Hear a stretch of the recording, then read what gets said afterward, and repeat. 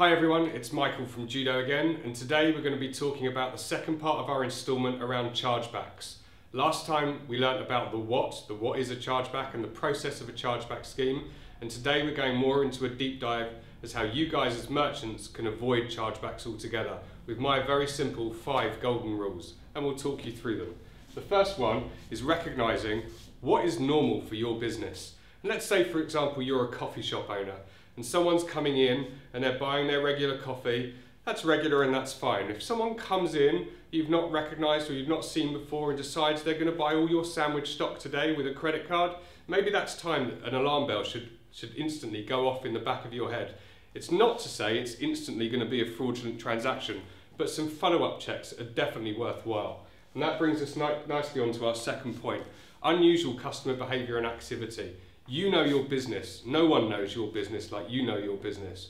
So what's strange about your business and what's different and across varying days or different times of the seasons or whatever it might be, only you will know. If there's any real differences to those types of trends, then maybe it's time to take a closer look. Essential info. Sometimes you want to make sure that you capture at the right time all your accounting and all your history, your bookkeeping needs to be up to date, so that if a chargeback is called upon, you have quickly to hand the information and the regular information that we talked through last time that the issuing and acquiring banks are going to need from you. So make sure you keep that information very secure and at least for a period of 2 years, which is when a chargeback can be called upon. ID verification, something that the Americans and Canadians are very used to. But if someone presents a credit card to you and asks you for an unusual transaction, you know what? You can ask for additional ID. That's slowly filtering through to the UK.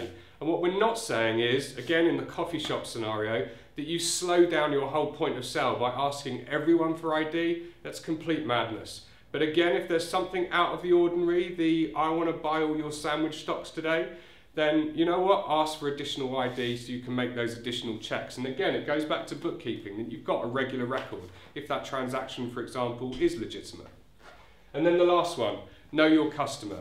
Importantly, make sure your customer knows who you are.